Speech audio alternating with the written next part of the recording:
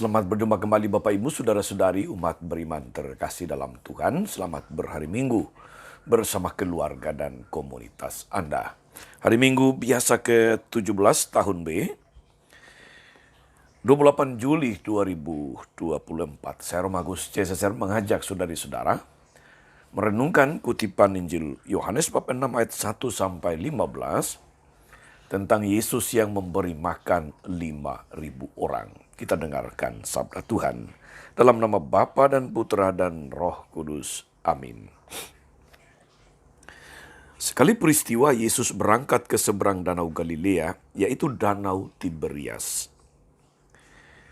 Orang banyak berbondong-bondong mengikuti dia, karena mereka melihat mujizat-mujizat yang diadakannya terhadap orang-orang sakit. Lalu Yesus naik ke atas gunung dan duduk di situ dengan murid-muridnya. Paskah hari raya orang Yahudi sudah dekat. Ketika Yesus memandang sekelilingnya dan melihat bahwa orang banyak berbondong-bondong datang kepadanya, berkatalah dia kepada Filipus, "Di manakah kita dapat membeli roti supaya mereka dapat makan?" Hal itu dikatakannya untuk mencobai dia, sebab dia sendiri tahu apa yang hendak dilakukannya. Jawab Filipus kepadanya, "Roti seharga 200 dinar tidak akan cukup bagi mereka, sekalipun masing-masing mendapat sepotong kecil saja." Sebab seorang dari murid-muridnya, yaitu Andreas, saudara Simon Petrus, berkata kepadanya, "Di sini ada seorang anak yang mempunyai 5 roti dan 2 ikan. Tapi apa artinya itu untuk orang sebanyak ini?" Kata Yesus, "Suruhlah orang-orang itu duduk." Adapun di tempat itu banyak rumput. Duduklah orang-orang itu kira-kira 5.000 laki-laki banyaknya. Lalu Yesus mengambil roti itu, mengucap syukur dan membagi-bagikannya kepada mereka yang duduk di situ. Demikian juga dilakukannya dengan ikan-ikan itu, sebanyak yang mereka kehendaki.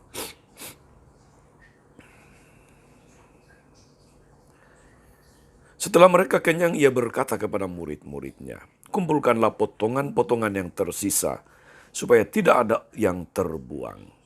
Mereka pun mengumpulkannya, dan mengisi 12 bakul penuh dengan potongan-potongan dari kelima roti jelai yang tersisa setelah orang makan.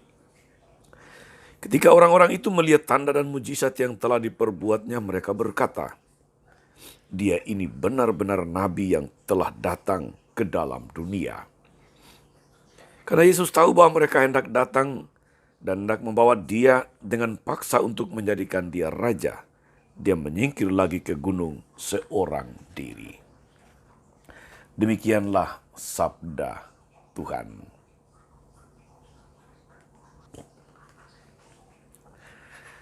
Bapak, Ibu, Saudara-saudari umat beriman terkasih dalam Tuhan. Membaca dan mendengarkan kisah Injil hari ini, saudari-saudara, kita boleh menemukan benang merah, yaitu bahwa kasih dan kebaikan Allah itu sesungguhnya tiada batasnya. Dia mengetahui apa yang kita butuhkan. Dia senantiasa memberi yang terbaik dan berkelimpahan kepada orang yang lapar, kepada mereka yang berkekurangan. Dalam bacaan pertama hari Minggu ini, Nabi Elisa memberi makan 100 orang melalui mujizat penggandaan roti. Dan ternyata masih banyak sisanya sesuai dengan sabda Tuhan. Santapan ini berasal dari Allah, sumber segala kebaikan. Dalam bacaan Injil, saudara-saudari, mujizat yang sama dilakukan Yesus. Bahkan lebih besar lagi karena Yesus memberi makan 5.000 orang hanya dari 5 roti dan 2 ikan. Yesus sendiri yang mengambil inisiatif untuk memberi makan orang banyak, bukan murid-muridnya. Semua orang makan sampai kenyang, dan luar biasanya 12 bakul tersisa. Sungguh, dari yang sedikit 5 roti 2 ikan, 5.000 orang makan dan masih tersisa 12 bakul. Mujizat penggandaan roti oleh Yesus mengandung arti yang sangat dalam. Yesus sungguh mengetahui kebutuhan manusia, kebutuhan umatnya yang kelaparan dan kekurangan. Bukan saja makanan jasmani, tapi juga makanan rohani. Dia begitu peduli dan karenanya dia sendiri memberikan dirinya menjadi santapan bagi manusia. Dialah roti hidup. Dia menginginkan agar semua umat boleh merasa kenyang dan diselamatkan. Karena itu ia meminta kepada murid-muridnya mengumpulkan yang tersisa supaya tidak ada yang terbuang.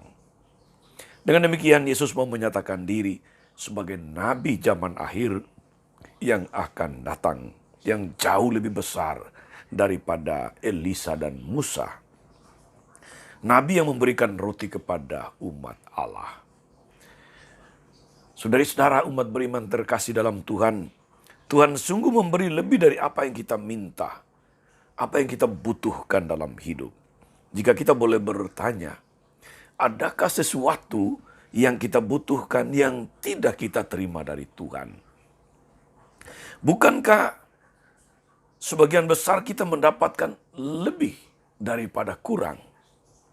Dari manakah keluarga kita, pekerjaan kita, makanan, kesehatan jasmani rohani, masa depan kita? Lebih lagi, dari manakah nafas yang kita hirup? Bukankah itu dari Tuhan? Dari manakah tiap hari baru kita sambut, kita syukuri, kita beraktivitas? Bukankah semuanya itu dari Tuhan? Tuhan Yesus, Tuhan sungguh telah menyalurkan rahmat dan berkat kepada kita secara cuma-cuma. Kita diminta, kita dipanggil untuk menyalurkan berkat dan rahmat yang telah kita terima dari Tuhan. Seperti air yang mengalir dan memberi kehidupan bagi siapa saja yang dialirinya. Demikian juga kita dipanggil menjadi sumber kehidupan bagi orang lain yang berkekurangan dengan memanfaatkan, dengan membagi-bagikan 5 roti 2 ikan yang ada pada kita masing-masing, yang kita punyai. Kita memberi dari kekurangan. Daripada membeli makanan secara berlebihan, mengkonsumsi secara berlebihan, apalagi sampai membuang-buangnya karena tidak bisa menghabiskannya. Kita diajak untuk mempunyai kepedulian, bela rasa bagi yang lapar dan rela memberi bagi mereka. Dengan memberi, kita tidak berkekurangan, kita justru semakin diperkaya. Saudara-saudari, umat beriman terkasih, seringkali orang berpikir atau bahkan berkata bahwa dia sendiri saja masih mempunyai banyak kekurangan. Dia masih punya banyak kebutuhan, sehingga tidak bisa membantu orang lain. Dia hanya akan membantu, dia hanya akan berbagi kalau dia sudah berkecukupan atau berkelebihan. Maka dapat dipastikan bahwa orang semacam ini tidak akan pernah memberi. Mengapa? Karena manusia selalu punya kecenderungan untuk merasa tidak puas dengan apa yang didapat, karena itu selalu merasa kekurangan. Padahal hanya dengan memberi sesuatu, orang bisa menyadari bahwa sebenarnya dia memiliki kelebihan dan bukan kekurangan. Hanya mereka yang mampu memberi yang dapat dikatakan sungguh mempunyai. Saudari-saudara umat beriman terkasih dalam Tuhan. Nabi Elisa dan Yesus hanya memiliki sedikit, menemukan sedikit, tapi mereka ingin memberi, membagi-bagikan yang sedikit itu bagi orang lain. Bagi mereka tidak penting berapa jumlahnya, karena yang terpenting adalah hati yang mau berbagi dengan tulus, hati yang mau berbela rasa. Yang sedikit itu membuahkan hasil yang besar. dengan memberi, mereka tidak menjadi kekurangan, tapi justru semakin diperkaya. Karena itu, benarlah kata bijak ini, saudara-saudari, hidup menjadi kaya dengan menerima, tetapi hati menjadi kaya dengan memberi. Saudari-saudara, berilah mereka makan juga menjadi ajakan Rasul Paulus dalam bacaan kedua. Hal ini menjadi sangat penting karena kita semua merupakan satu tubuh, satu Tuhan, satu iman, dan satu baptisan. Kita adalah satu, maka pantaslah kita saling menunjukkan kasih dengan saling membantu. Kekurangan saudara menjadi kekurangan kita, karena kita adalah satu tubuh. Jika satu anggota tubuh menderita, maka kita semua, seluruh tubuh turut menderita. Satu anggota tubuh lapar, semua turut lapar. Dengan saling membantu, dengan membagi-bagikan 5 roti dan 2 ikan yang kita punyai, kita akan merasakan apa artinya berbahagia karena memberi. Kita akan merasakan kebahagiaan yang membawa keselamatan bagi kita semua. Saudari-saudara, buatlah hidup ini selalu menjadi berkat melalui 5 roti, 2 ikan yang ada pada kita masing-masing. Tuhan memberkati. Amin.